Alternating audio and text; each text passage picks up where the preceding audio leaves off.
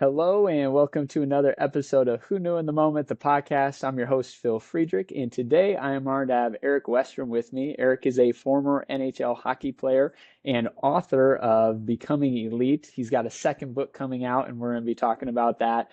And one of the phrases that Erik has lived by that I think is super impactful is success at anything will always come down to this: focus and effort, and you control both. So, Erik, thanks so much for being on today. Phil, I appreciate you having me, and it's good to see you. Yes, sir. So to start your journey, growing up, your dad was a hockey coach. So talk a little bit about, was there encouragement to get started in hockey? Was it just being around the game, you fell in love with it? Talk a little bit about that for you.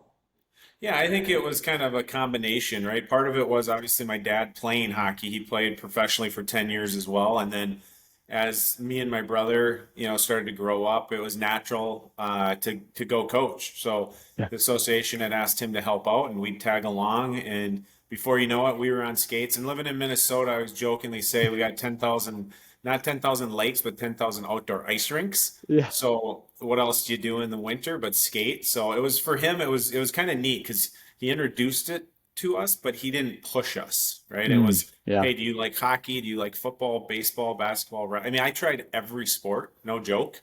And I fell in love with hockey, and that was where my passion lied, because you could play fast, you could play physical, and you could play with your buddies. So for me, it was he introduced it, didn't push it, but there's no better coach when it's your dad and a former professional athlete as well. Absolutely.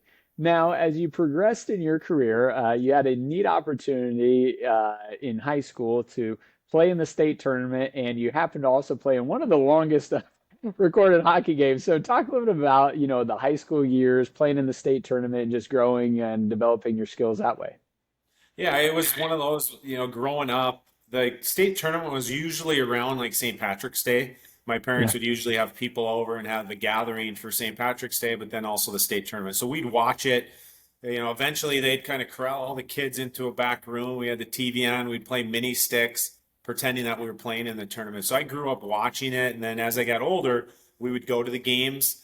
And it was the coolest atmosphere to play in front of 20,000 plus people. So for me, it was something I always grew up wanting to do, and that was like goal number one, even before the NHL or Division One hockey. As a kid, it's like I want to play in the state tournament. So to be able to play there, and again, my dad was one of the coaches along with Larry Hendrickson, who coached for a long time in the U.S. program and different things. So it was pretty cool to go from watching that, pretending to play, to be able to actually playing in it. And to your point, playing in the longest game in history. And I was lucky enough to have a hat trick. So I had 3 goals that game to cap it off. And it's funny as you look back and kind of what you said at the beginning, you don't even realize you're in the moment, right? Yeah. And now it's going to be 30 years next year that Amazing. that moment happened. That's amazing. Now, as you're working through, the high school years of it, obviously you were very talented. You were doing really well, not only personally, but as a team. And that opens up doors to then, play in college or, look at the pro side of things. So talk a bit about that progression for you and, what your thoughts were, hey, where do I want to go play? There's obviously a lot of great programs. You had a lot of different options, but it comes down to one school and you have to make that choice. Yeah, for me, I mean, honestly, it was eighth grade. I got cut from the A team, made the B team. I felt sorry for myself. My mom coddled me, loved me up, and said, "Hey, you should have made the team. You're the best." My dad's like, "Hey, coulda, shoulda, woulda. What are you gonna do?" Right? And Mm, it was. I wish I could say it happened like that, but went through that progression, and it was one of those things I started to live by. It's what you do when no one's looking that makes the biggest difference. yeah. And fast forward to that, making the state tournament, being one of the best players in the state of Minnesota. For me, I had posters all over my wall of the Gophers. My dad played there. We used to go down to the rink. So it was one of those. It was an honor to be recruited by pretty much every team in the nation. But at the end of the day, I still remember I was sitting on my parents' bed and we'd take those phone calls. I think it was like Sunday, and Yeah. you'd plow through 20-minute conversations. And I remember before one of them, I just told my parents, I said, you know what? So why am I sitting here? I said, I got Mm, a full ride offer for the next 4 years for great education at the Carlson School of Management. And that's where I've always wanted to play. And I talked to yeah. all those teams and said, hey, appreciate it. I had a Notre Dame trip set up to go watch the football program and all these cool experiences. But at the end of the day, I went to Harvard, checked that out, got accepted there because it was, the education side. But I was like, hey, I'm a Gopher. I want to be a Gopher. And I Yeah. had a really tremendous opportunity to step into that program. I love it. Now, to dive into that comment you made about, eighth grade, A, B, um, I think for so many people, those moments in life happen where it didn't go the way you thought it should have, and certainly didn't go the way you wanted it to. For you, what was the flip of the switch to say, instead of allowing that to be like, well, maybe I should try one of the other sports that I, was playing, to actually say, no, I'm gonna double down on this, difficult moment and use it as a catalyst instead. Yeah, and I think, like I said, eighth, ninth grade, you don't really know why, Yeah. right? Yeah. Realistically, but at that time, I remember having a conversation with my dad probably a couple of years ago, and Yeah. I said, I was surrounded by really great people. And he goes, Eric, he's like, you drove it. He's like, Mm, when you had, like, I still remember in ninth grade, Jack Blatherwick, who's a icon in Minnesota and USA hockey in the NHL. I had set up a meeting in ninth grade to like meet him at Dairy Queen to talk about working out and strength training. And my dad's like, who does that? But for yeah. me, those were the things where I'm like, okay, I know I want to do it. How am I going to get there? I have to surround myself with the best people because I always wanted to be better than them. And then it's kind of anything, right? If you're in the room and Yeah. you're the smartest guy, got to pick a different room, right? That's Yeah. why hence the group I'm in right now, I'm not the smartest guy. And Yeah. I go through it and it's like, how do you level up to catch those people?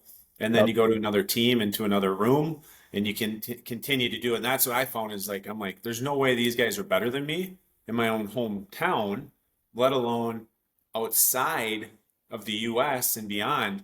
I mean, you come into a team and an organization, you have to fall in love with the process. So for me, I love the process. I Yeah. still work out, box jumps. I got a cold plunge. I'm doing squats. My wife thinks I'm crazy. I'm 45. She's like, you don't need to work out like you're 25 anymore. Yeah. And I love the chase. And I think that's probably what separated me as I went through high school. I shouldn't say I didn't like the reward. I Yeah. celebrated it for an instant, but then Yep. it was like, what's next? I love that. Now, for you in the what's next part, it's going to college and heading to Minnesota, and once again, a great program, right? And I think that's a hard transition. And someone listening right now maybe can't relate from going from high school to college, hockey at a major D1, but they might say, it's a tough transition going from entry level to manager or from, manager to CEO. So talk a little bit about that transition for you and going from, being arguably the best, on the team in the state to now being a part of a really good team where, hey, I'm one of the best, but I'm going to have to work my tail off to be in that grouping. Yeah, and for me, I think the biggest part too is again starting at the bottom, right? Yeah. Having that opportunity to come in and be in a position where it's like, okay, you're on the fourth line, you have to earn your rights, you have to earn your stripes to get there. And for me, honestly, the first 3 months though, I was like happy to be there, right? Mm, An 18-year-old kid, I live by myself with another roommate. You can go out and have fun. There's women, there's distractions, there's yeah. emptiness that you're trying to fulfill. And finally, right around Christmas, I'm like, I got to get back on track. And it reminds me, and that's when I wrote the first book, Becoming Elite. It was the exact same thing. It was like failure, embrace discipline, success. Failure, embrace discipline, success. And it's like the same thing in my life, or similar to what you said, someone going from an entry level to a manager, someone going from a new father to a father of four. It's the Yeah. same exact thing, but it's like all of us, we don't realize how to do it. And for me, I had to realize how to do that. And I Yeah. had to put myself into that situation to make sure I could get uncomfortable to get to where I wanted to go. Now, with that, I think for so many people, they are happy to be there, right? They're happy to be in the room. They're happy to be in that space. Um, when you think about that for you at this phase and then kind of your planning, talk a bit about not just being happy to be there, but being, happy to reach your true potential instead of just being in the room. Yeah, I think for me, when you look at that, it's one of those things where it's continue to strive to be the best. And I Yeah. think when you're around, similar to what I said, you're around better people to be able to get there, you have to put the work in. So, for instance, as a high school athlete, there's a lot of good high school athletes. But when Yep. they get to college, they're happy with where they're at. And that's what Hmm. happened to me and a lot of other guys. You kind of get, you're like, oh my gosh, I'm a Gopher. Yeah. I'm a big dog, right? And then you realize, are you really? And then Yeah. you accomplish something that next year and the next year. So for me, the biggest part was building and controlling what I could control, because I can't control the media, I can't control the coaches, I can't control my teammates, I can't control the refs. I only can control myself. And I think Yeah. when I could go to that place and be confident, that's when I would have success. And I look at it now, 45 years old, there's times where I'll go into new situations as a speaker or as an author, and I have to go back into that. And you have to be confident in what you're doing.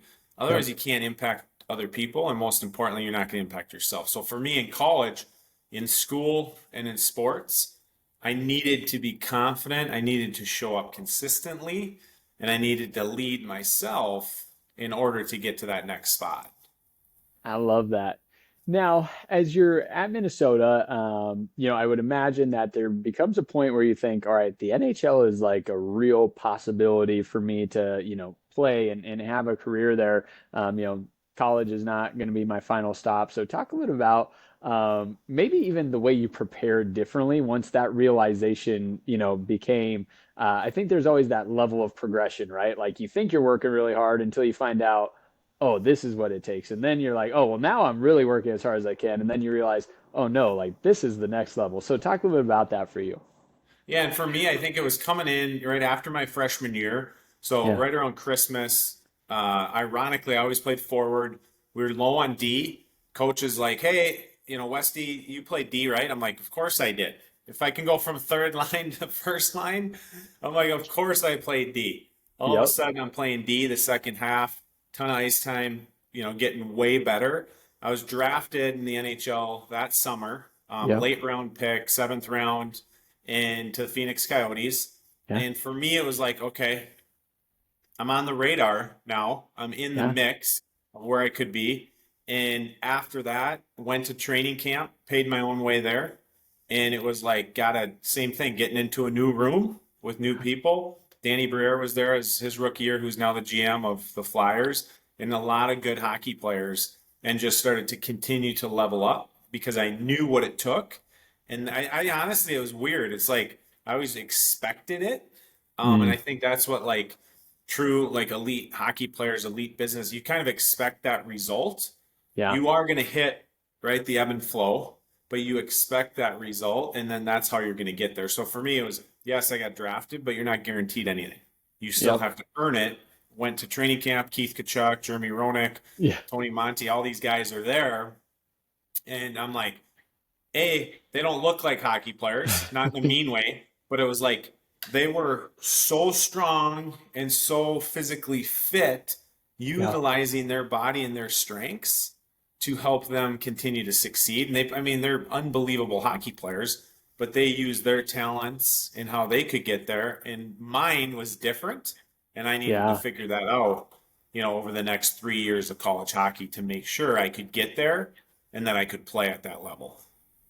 I love that. Now, how as a leader did you change over your time in college? Especially as I'm sure a person getting drafted, all of a sudden there's other guys that are like, man, I want to be like Erik, I want to have that same opportunity. How do you feel like your leadership changed over those years? Oh, it changed big time. I think for me, I was always like, I always led by example first and foremost. So for me, it was always first one at the rink, last one to leave, hardest work. I Yeah. mean, you can ask any of my coaches, right?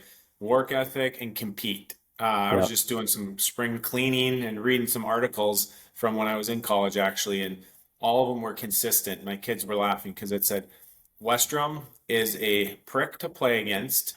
He's a cheap shot artist, but he is highly skilled and one of the most competitive players I've ever seen. So for me, it was always I would lead my team in goals and points and Yep. penalty minutes. And Mm, the reason for that is if you came at me or my team, I was standing up for them and I was going yep. to compete to win. So Love whether it that. was good or bad, I would cross check you in the face. I would take your legs out to try to win. But it was always with my team at the center of it. It was always however I can make my team better Yep. however I can level people up. And I think for me, it was going from my first 2 years where we were in a rebuild year. It was very hard to my junior and senior year being a two-time captain and Yeah. taking those freshmen in, whether it was through quote unquote initiation, whether it was, after school, after games. I was always driving them, taking them, including them, and making sure that we would come together. And I mean, accumulation, I think, I did my job by senior year, lost to Maine, who ended up winning it. And then the next year, our team won back-to-back national championships once I was gone, but I had Yep. laid that foundation. And it was Yep. even almost more fulfilling to Yeah. see those guys win, knowing that I had helped lay the foundation from what you just said, the leadership standpoint, because Yeah. all those guys came back and said, hey, I learned from you to take those new guys in. So we built that thing for 4 years and everybody felt included. And that, I Yeah. mean, that's leadership and that's team right there. I love it. Now, speaking of team, you had a, great opportunity to represent the USA on a team and happened to win the bronze medal, but you had a very vital role in that game. So, talk a little bit about, getting to represent the US, playing in that game, and then, medaling in it as well. Yeah, so for me, again, going to the Phoenix Coyotes was an Yeah. honor.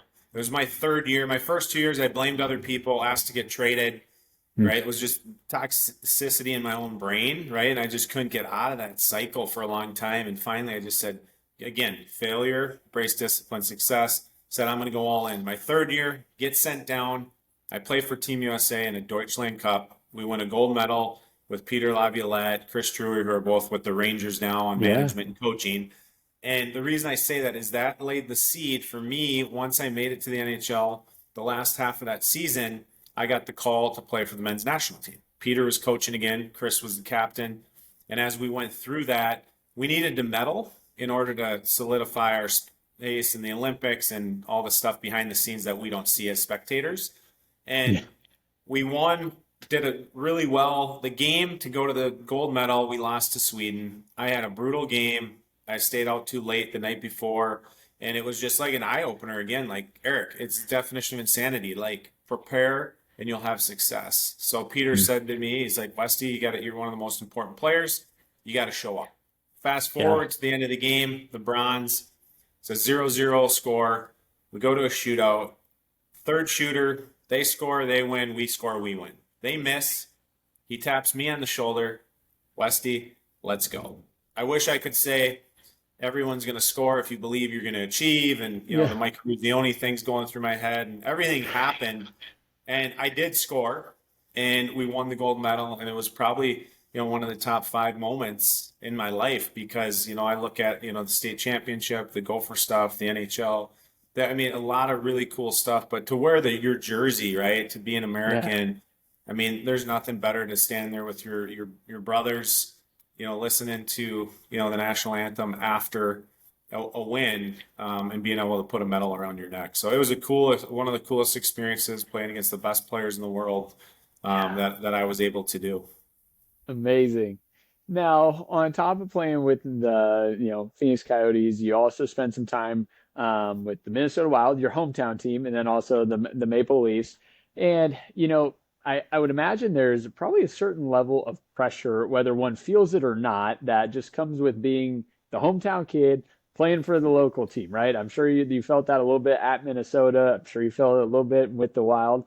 But it's also a really unique and cool opportunity, right? Where, hey, I'm the hometown kid and this is what I grew up being around and playing for. So talk about balancing that for you, the maybe pressures that are there just being hometown, but also the unique and neat opportunity that is. Yeah, it was interesting. I mean, like you said, I think for me, growing up in Minnesota, watching the North Stars, Neil Broughton, war number Yeah. 7, one of my idols. I've got to know him well over the years now, just through alumni stuff. And for me, it was one of those like almost like in a weird way, a check the box sort of thing. Yeah. Because when I'd play in Arizona or Toronto or Switzerland or Houston, Utah, wherever I would play, it was almost you could unplug, right? Mm. Whereas when you Yeah. play at home, love my family, I love my friends, my community, but it was always, right, hey, can you do this? Can you go here? Can you come here? Yep. Whereas on those other places, I would have my own charities. I would choose and pick where we would want to go, who we'd want to support, and where you'd spend your time. So I think for me, it was kind of, kind of the double-edged sword. Yeah.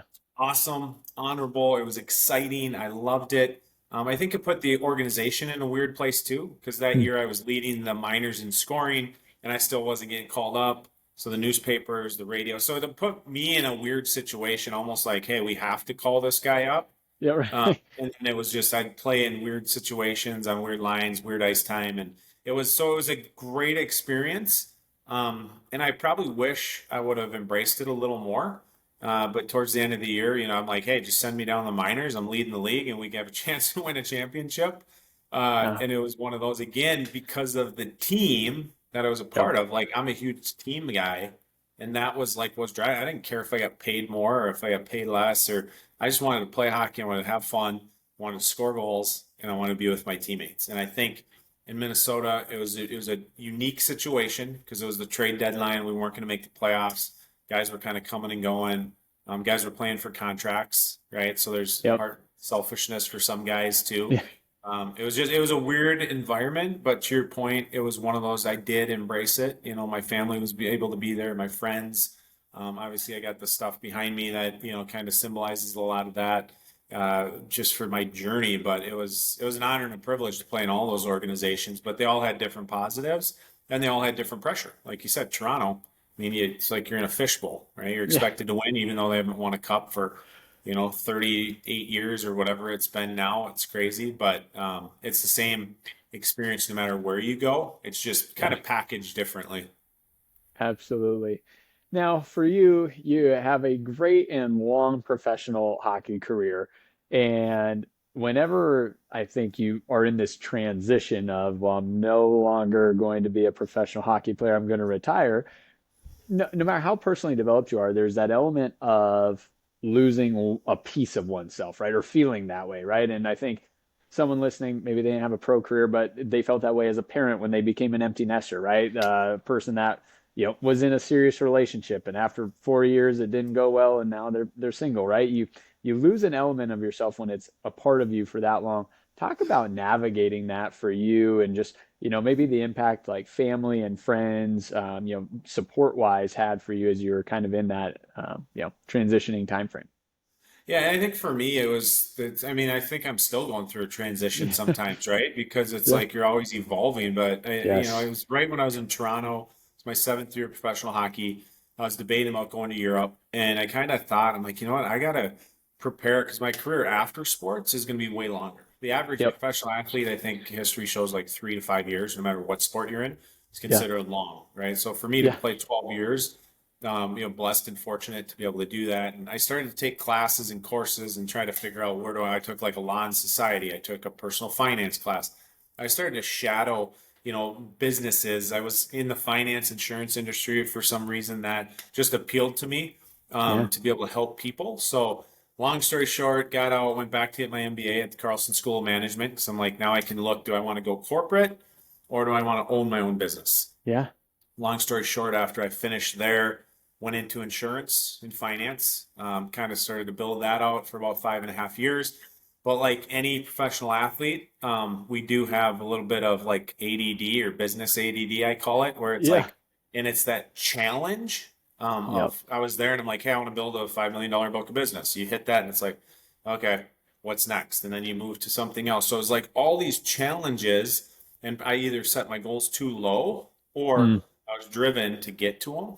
And I feel like even now it's so different because as athletes, we come in similar to like, the military or, in different people when you have a certain identity and camaraderie and you Yeah. come out, we always say, hey, now we're civilians, right? Because Yep. playing pro sports and how you're treated and what you do, it's just not real, right? Right. It's funny. I was at, a Timberwolves game last night and you have to go walk in the normal door and you go in the normal security and right? It's just weird. Yeah.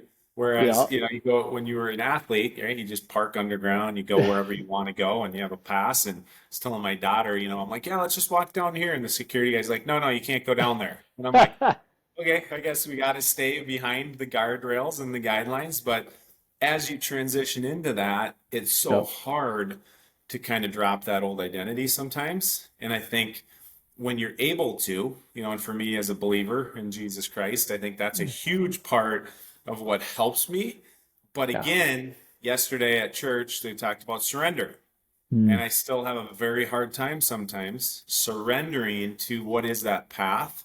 And trying to get better at prayer and patience and being present. But I think that's what happens with athletes and people, like you said, whether it's through a breakup, whether it's through having kids to an empty nester, whether it's having a kid, whether it's changing direction in your career, it's being able to reflect. And I'm not the best at it all the time, but I know that's what you need to do to be able Yep. to go through that next stage in your life. Because telling you right now, wherever you are in your life, God isn't going to keep you there. Might have you planted Yep. there for a while, but something else is going to happen. And the more I tried to get prepared, sometimes the less likely I was to succeed. Right. And it sounds Mm. counterintuitive, but what I'm Yeah. saying is the more I tried to prepare the way Yep. and not follow the way is when I Yeah. would fall flat on my face. And my wife would be the first to tell you, fell flat on my face plenty of times. God bless her soul that she's, continued to guide me and our family, through the thick and thin over the last 20 plus years we've been married. But I think long answer to a short question. It's a journey, and I think it's any athlete that tells you it's easy to transition from professional sports to that. It's not. It's Yeah. still it's still a journey. I love it. Now, for you, like you mentioned, there are a few different things that you've done post hockey, but one of them that you did was decide to author a book, and that first book is called Becoming Elite. And so, talk a bit about, really how that idea came to be, and then, what that's opened doors for you within that book and what you teach and speak on with it. It's actually conversations like this, right? I Yeah. started to reflect as I would do, right, interviews or I'd do podcasts or I'd start to just reflect on my own journey. I'm like, why am I stuck? Mm. Right? Why am I stuck? Why can't I overcome this? Why can't I have success here? Why can't, or when and then I'd started to look back, okay, when I had success as a hockey player, when I had success in business, it was the same thing. So becoming Yeah. elite, I started to look, okay, what are those pillars? And they weren't called the pillars originally. The book wasn't called Becoming Elite originally. It was called Let's Make a Shift, right? So I started to look at how can I shift my life, just like in Yeah. hockey, you come off, you refocus physically, psychologically, emotionally, right? And spiritually. And so I started to look at it and I'm like, okay, psychologically, fixed to a growth mindset, power of the mind. Physically, disciplined routine, right? Nutrition, healthy habits, spiritual, Yeah. right? Knowing that you're not in control and you have to surrender your beliefs and values, emotional, living intentionally, Yeah. relational versus transactional, all the research I did on myself, I'm like, well, it's kind of common sense for everyone else too, right? So how Yeah. can I package that through my story and through my direction? And part of it was I wanted to start to speak on it. And when you go in your professional speaker and you're like, hey, Phil, I'd love to speak to your organization. What do you speak on? I just speak, right? I just Yeah. like, okay, not how it works, right? When you play Yep. pro hockey, people actually will listen to you because you're playing currently, right? Unless you're Yep. Wayne Gretzky, no Yeah. one's going to hire you just to tell stories, right? Yep. So Yep. started to look at it, and now I'm like, if someone asked me, I'd say, hey, talk about the 4 pillars of performance. Here's how you can help your team. Here's my book. Read it. Let me know how I can help, right? As you know, Yeah. I'm a strategic partner with Yep. you in that journey. And that's what I did in that space. Pivoted, as I start to speak, I started to talk about the 1% impact. So I would Mm. always end it. If you take 1% of a day, and someone in my Bible study taught me this as I started to read the Bible, they said, Westy, can you read 15 minutes a day? I'm like, it's easy. Yeah. 1% of a day is 15 minutes. Mm. Originally, I could barely spend 15 minutes or 5 minutes in the Bible.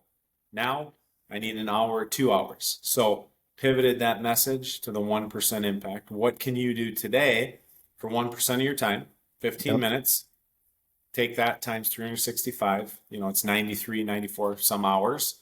And that's how that whole journey to your question of author, speaker, coach, father, and starting to build out a community was born of, I felt like, because there's no way I'm coming up with a lot of that stuff. I felt like Yeah. God led me of like, hey, here's what you've had success the last 42 years. Write this book. The last 45 years. Here's what you're pulling out. And now my next book it'll be about fatherhood by design, and it's going to be about leading fathers because I feel like that's kind of where I'm being led. So that's kind of how it happened, kind of Yeah. over the last, I'd say probably 4 years, in kind of a crazy journey.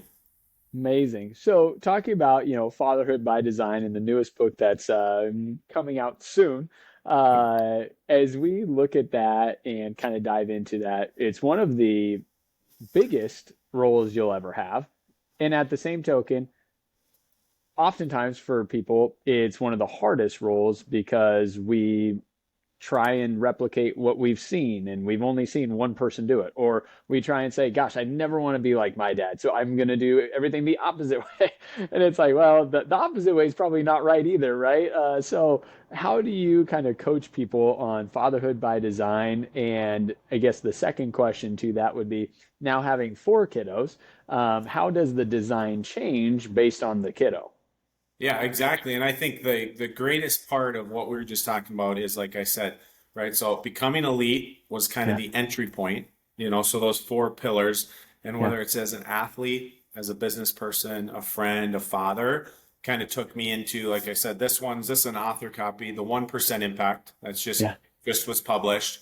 And kind of so to that point took me from here to here to here. And as I started to have more conversations with fathers, especially in 2025, that's where I feel like my mission and kind of my direction pivoted. So that book now, right, it's with the editor, kind of getting finalized, the cover, everything's done. And it's funny, as I, published, this book here, I'm kind of ahead of myself where I'm like, okay, I've already done that and now I'm publishing, but it takes a while to get it done. yeah, But I'm like, I'm not going to not publish it and not go in that direction because it is a huge part of the process. To your point, the 1% impact for you is going to be different for me, right? So maybe yeah, you need to connect, more with a certain pillar or a certain part of your life. Whereas for me, the emotional pillar is my biggest struggle. My wife will tell you yeah. that right away. I think as men, I talk about vulnerability equals masculinity. Hmm. I think for me, it was finding that emotional pillar because physically, I can do whatever. As you heard earlier before we had to shut it down, I had my Yeah, cold tubs calling my name yeah, here in about 15 minutes to jump in. The physical yeah, part, I got zero problem. The mental yep. part, zero problem. Spirituality, right? I'm very connected.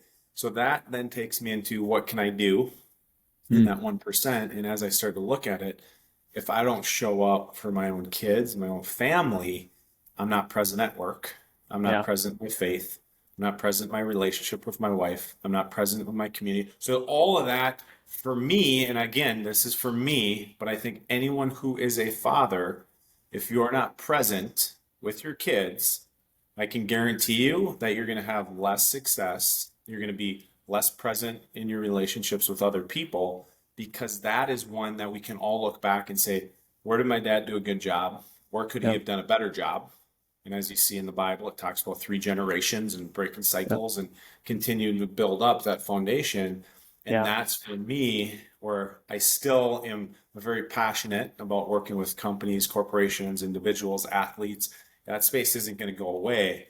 But my charity in this Fatherhood by Design is all around building better men, building better leaders, around mental health awareness, suicide prevention, because I think right now more than ever we need that, hmm. and we need dads to step up because it's not just for your kid, right? Yeah, It's for yourself, right? So when you step up for yourself to be able to do that, and it's different for each kid. Like we were yep, talking about offline beforehand, my kids are in spring break right now. So yeah, took one to a Wild game, went to the T-Wolves game, going to go to a movie here later today, right? My other son's probably going to want some expensive steak dinner as a 16-year-old. But each person is different. If I took them yep, all to the same activity, they're not all going to enjoy it the same. It's the yep, same thing. If I show up, ask the same question differently, depending on how they're wired, that's where you're going to deepen that relationship. And you have to know that just because how you are, your kid's different. And I think I learned that lesson myself when I was coaching. Hey, hmm. here's how I Yep, wanted to be coached. 5 of the 15 kids would actually, listen and do it. And I'm like, what's wrong with these other 10? yeah, So with my other kids, if I treat them all the same, I'm going to connect with maybe one of my 4 kids instead of all 4. So to your point, I love how you said that. How does that design change in yeah, that? And when we work in a community-based or small group or one-on-one coaching, everybody's different, and you have to ask those questions to see how they're motivated, how they're pushed, what they want to experience, what success is for them too. I love that. Now, with the 1%, I love how you broke that down to, 15-minute increments, right? It's 1% of my day, 15 minutes. Now, the second part of that, I think for, many people is their personalities is I'm either all in or I'm all out, right? And 15 minutes is not enough to be all in, so therefore I just don't even get started, right? I mean, I'm not as intense about working out as you are with box jumps and those things still, but I'm like, staying in relatively good shape doesn't require a whole bunch, right? If I don't have time to go to the gym for an hour, I could still do something for 15 minutes, right? Everyone's got 15 minutes a day to do something. But yet, most people are like, well, if I don't have time to go to the gym for an hour, I'm just not going to do it at all. So, what's your advice to somebody that's maybe trying to start using the 1% method and not having them diminish what 15 minutes could do or provide them, but really how they can embrace that and how that can be the catalyst to maybe you will work your way up to an hour if that becomes something that is that important to you or you want to create that big of a habit? Well, I love how you said that. It's exactly what you kind of said in that question. It's for me, I remember I was in a small group probably 7 years ago, 6 years ago, and a bunch of business guys, and we were talking about that. And I'm like, the guy's like, why don't you just go for a walk? And I'm like, well, what's that going to do? And he's like, well, think about it. Think if you walked for a minute, sprinted for a minute, walked for, and you just did it for 10 minutes. Times that by 365, right? I just sprinted X amount of minutes times. I'm like, that's more than 5%, 3% of the world probably does. So Yeah. I started to think about it in that because that's how I am too. It's like, why would I go downstairs if I can't work out for 2 hours? What's the point? Today's a perfect example, and I'm glad you said it. Ironically, I started to do this new workout just to like do something different. I was doing like jumping jacks, running and play. Like 7 minutes in, doing burpees and all, my legs, right? Because your shins and the muscles you use to like jump rope and like do jumping jacks. I'm like trying to go for a minute on certain things by like the 8 minute mark, and I'm in good shape. I'm like, oh my gosh, this is crazy. So you think Yeah. about to that point, you don't need anything to get to that point. And I think we all look at it of two ways. One is, oh, 15 minutes isn't going to do anything to me. Yeah. Or some people even look at, I don't even know if I have 15 seconds to Mm. kind of go to this box. But yet, Yeah. when we look at our life, if you really like audit your time schedule, we all have 15 minutes that we're probably spending on something that's not getting productive. Yep. It's probably diminishing our return, right, on Yep. our investment in ourselves. So I think that's the challenge is to the point I brought up before. Reading the Bible for 15 minutes was hard for me, X amount of years ago. Whereas now, 15 minutes, I'm like, feels like 15 seconds. I'm like, gosh, I want more time, right, for that to pour into me or working out.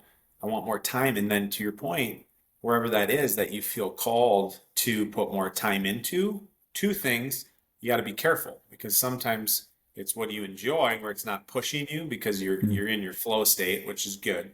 But it's Yep. sometimes too looking at this. So for me, it's that emotional state of looking at, the five love languages with my wife and hey, can I do the dishes? Can I change the laundry? Right? Can I give you a back rub? Where I'm like, I actually got a lot of work to do. I don't have time Yeah. for that. But do you have time? But you just don't want to do it. So to your point, it's a balancing act of, well, this is nothing, so I'm just not going to do it, Yep. versus this is something and it's going to turn into more. I love that. Now, tying two books together of the 1%, and then kind of the father side, were there any one or two things that you've done or you're strategically doing now where you think about adding that 1% on, hey, I want to grow myself as a dad, or I want to be better in this realm? Was it, hey, I'm gonna try and give each kiddo one day of the week and give them the 1% dad time, or was it reading a book, or talk a little bit about how you've kind of done the 1% for yourself but on the fatherhood side? Yeah, it's exactly what you said too. Is you go through it. For me, I have like a 7 day challenge. So a lot of Yeah. people, right, if they don't want to, right, invest themselves to be part of the community of people, right, and it's actually only $1 a day, 1% a day, $1 a day, make it cheaper than can be, so people have zero excuse barrier to entry. But I have a 7 day challenge for free that people will do, and it's exactly that. Number one, it's like the power of presence. So Mm, it's put your phone down for 15 minutes per kid and actually engage. And it's yeah. crazy how hard it is for some people to do that, right? Ah, Like go plug your phone in and don't have it in your pocket, don't have it anywhere, and spend that, right? And then another part of the day, challenge is a different day, is spending 15 minutes, whether it's going on a walk, whether it's playing a board game, right? So my oldest son, we play chess, for 15 minutes before we go to bed. Time to connect with each other. My other daughter, we play cards, right? Or play make believe with one kid, or my other son maybe wants to shoot pucks. So it's each day doing something that 15 minutes. And then eventually, to your point, it's like, hey, maybe, as it gets nicer in Minnesota, one day a week, it's a 10-minute walk with the kid. And it's not just asking, hey, Phil, how was your day? It's yeah. asking specifics of, hey, tell me one thing in your day that you thought was fun, or tell me a Yep. story about something that happened in school. Because then you're because every kid, or me or you, if you ask me, hey, how's your day? I'm going to say good. Good. I'm not going to Absolutely. say the one thing in the back corner that's eating me alive, right? Yep. Whereas your kids need to feel that they're, what's that movie? Meet the Parents in the Trust Nest, right? Yeah. You make sure you're in the trust nest and that you're able to be vulnerable in that space. So each day, there's a challenge for those 7 days. And then once people get into the community fatherhood by design, then each week has a theme. There's a Zoom call, once a week. There's check-ins, the small groups. I do individual stuff with them. Just my whole goal, like I said, is to build fathers up. And then the accumulation of it, started a charity around mental health awareness and suicide prevention where fathers and sons will have a location, 2-day retreat around those 4 pillars. So building up Amazing.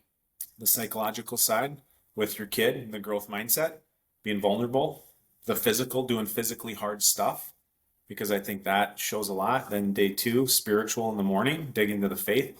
And then in the afternoon is emotional. So when I sampled this, by the end, people are exhausted in a good way and emotionally. I mean, people are crying, we're breaking boards, through, hey, what's your fear on the other side? How do you get through that fear? And just having and celebrating that connection. So there's a ton, as you can see, there's a ton of parallels.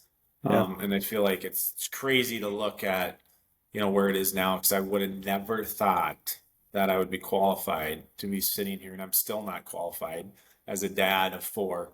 But the coolest part is, as you know, when you're in a group of people and you bring in a little different aspect, you're able to build that as a whole. And that's my hope and my dream, especially in 2025 and beyond, is just going all in on that, and just seeing where God leads me. I love it, brother. Well, I know you've got a date with a cute 4-year-old to the movie, so I don't want to hold you up any longer. But I want to say thanks so much for sharing your journey, and we'll have to do this again and go even more in depth then. But where can people find you, and where is the best place for them to look for your books? Kind of 2 spots. So, I mean, I'm honestly connecting on anything. My personal email is Erik, Erik, at erikwestrum.com, right? My Yep. email, that's the best one because I connect with people directly. Best place, probably Amazon on the book or erikwestrumbook.com. So all the domains are erikwestrumbook.com, erikwestrum.com, as long as you spell it correctly. So like we were talking before, pronunciation and spelling ERI with a K in Westrum. So any of those spots, Amazon obviously is where the link's going to take people, because that's the easiest way to get it quickly. People leave a review and kind of pass it forward. So appreciate you, Phil, and having me on here.